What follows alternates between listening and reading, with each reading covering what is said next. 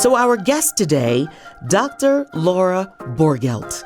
She is the Associate Vice Chancellor of Strategic Initiatives for the University of Colorado Anschutz Medical Campus. She is a wealth of information, humor, knowledge, all of that, especially when it comes to hormones and women's reproductive health. So with that, hey, Laura. Hello there. Great to be here. It's good to have you here. So there are a wide range of symptoms that happen long after we stop having our periods. Hormones fluctuate a lot throughout our lives, but what are some of the key life events that can trigger our hormones to change?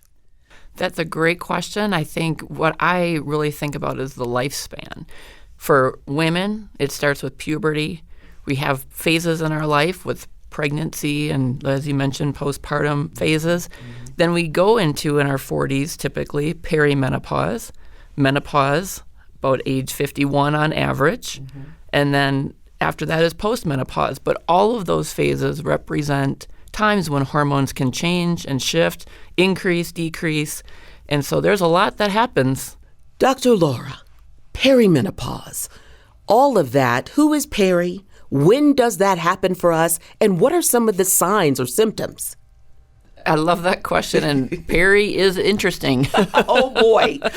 So peri is a term that we use to describe the time before menopause. Okay.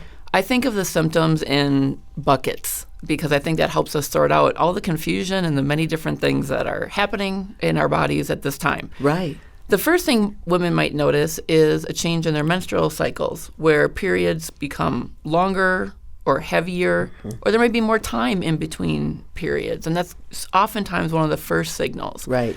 Other things that can happen can be psychological symptoms. So we may feel more moody with mood swings, depressed, anxious. Right.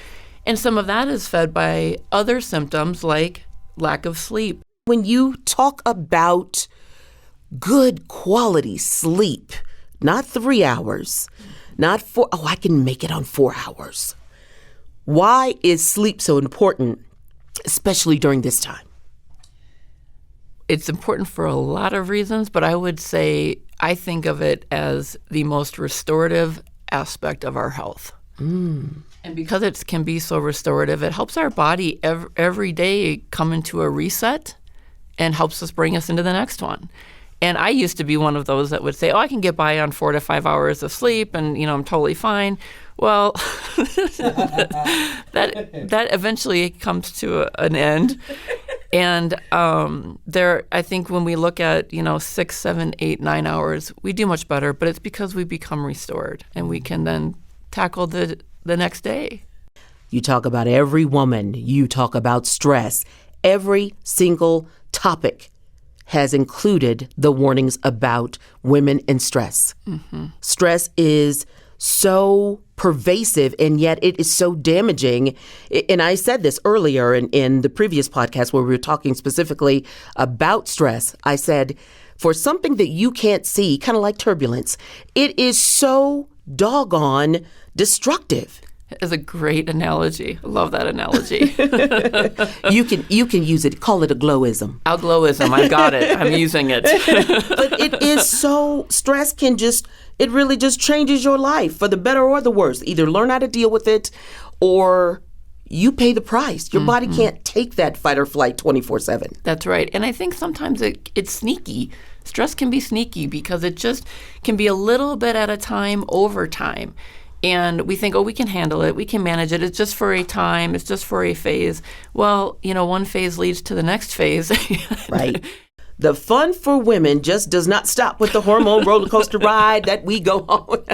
What happens after pregnancy? So are we going up or down? That's really the question, right? That's right. That's right. We in a peak or we in a valley? Yes. So I think with the roller coaster that we have after pregnancy, there's a hormone. Progesterone is the key hormone for maintaining the pregnancy. Of course, once a baby is born, then that level of progesterone drops. Okay. And that can often, and in most women, up to 80% of women actually, can cause the baby blues. Right. And baby blues is just you're feeling down, you're kind of out of sorts, and that can last 1 or 2 weeks after a baby's born. Now, there's a portion of those women that also can lead to postpartum depression. And I think this is a really unrecognized condition, and for a lot of reasons. Primarily because I think women have guilt or shame in talking about it. We have a lot of support and treatments available to help women through this time. And so I think it's underutilized, and I think it's unrecognized because women feel maybe not so safe to talk about it all the time because they're not sure what that's going to mean. At what point should women seek medical help to bring those hormones back into balance? Yes, this is a really important question. And I think, again, like I mentioned earlier, it'll vary for each woman. I think that it really, for me, is the marker of when is it so bothersome? And you have tried, given it a good college try. Correct. That's right. In the spaces of exercise and diet and sleep. And even these, essential oils and other types of things. Mm-hmm. And so I think when we can honestly say, I've given it everything I can, it still is intolerable. I'm having 8 to 10 hot flashes a day, and I'm not sleeping because of my night sweats.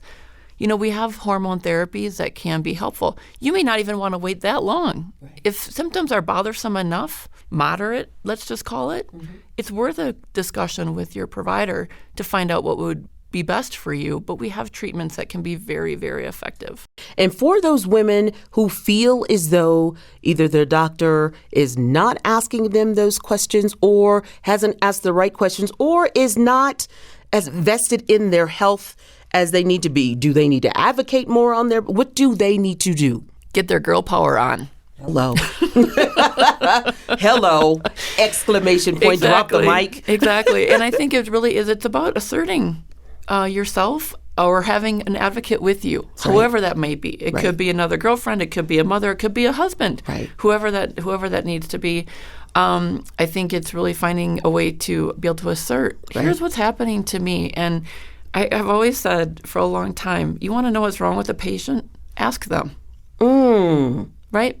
Because they will tell you what is wrong with them. It's that simple. Exactly. Give me something that when I leave here, I've got some sort of a resolution. Maybe it is meditation. Maybe it is exercise, diet, or it is medication. It is therapy. But I need that doctor to have an open mind. Yes, and I think having that holistic perspective is really important.